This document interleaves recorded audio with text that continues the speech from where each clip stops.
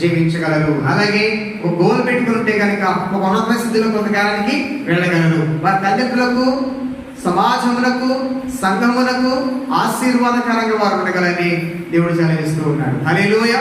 అయితే నేను ముగిస్తున్నాను ఈ సమయంలో. నిరీక్షణ అనేటువంటి చాలా ప్రాముఖ్యమైనది విశ్వాస జీవితంలో. నిరీక్షణ లేకుండా ఎవరు కూడా దేవుని ఎందుకు చాలేరు. అందుకే ఒక మాట రాయబడింది కదా, ఈ యెహోవాకు ఎదురు చూచువారు నూతన బలము పొందుదురు. దేవుని కోసం ఎదురు చూడటమే నిరీక్షణ.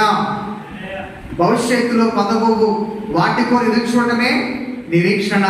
ఏదైతే పొందుకోవాలనుకుంటున్నారో, దేవుడి దగ్గర నుంచి ఏదైతే ఆశిస్తున్నారో అది పొందుకున్నాము అని మనం నిరీక్షించుటే విశ్వాసము. హల్లెలూయా.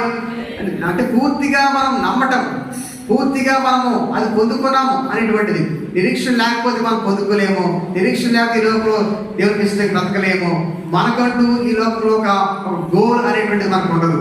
అటువైపు ఈ లోకంలో మనం ముందు కొనసాగాలంటే తప్పకుండా నిరీక్షణ కలిగి, యేసు యందు నిరీక్షణ కలిగి మనం ముందు కొనసాగాలని తెలియజేస్తున్నాను. ఇప్పుడు చెప్పిన మాటలు 2 మాటలు జ్ఞాపకం చేస్తూ, నిరీక్షణకు ఆధారము యేసు ప్రభువారు. రెండవది సంపూర్ణ నిరీక్షణ మనకు కలిగి ఉండాలి. మూడవది నిరీక్షణకు ఆధారము, ఆస్పదము దేవుడే. నిరీక్షణ గలవారే సంతోషించాలి. శ్రమ యందు ఓర్పు గలవారే ప్రార్థన యందు పట్టుదల కలిగి జీవించాలి. అలాగే నిరీక్షణ నుండి ఎప్పుడు కూడా మనము తొలగిపోకూడదు.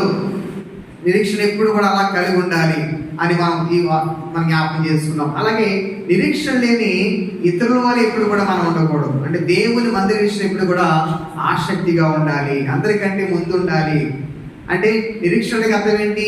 ఎక్కడికైనా వెళ్తున్నావు అంటే ఏదో పొందుకోవాలని ఆశ కదా. దేవుడు నాకు ఏదో ఇస్తాడుగా అంటారు.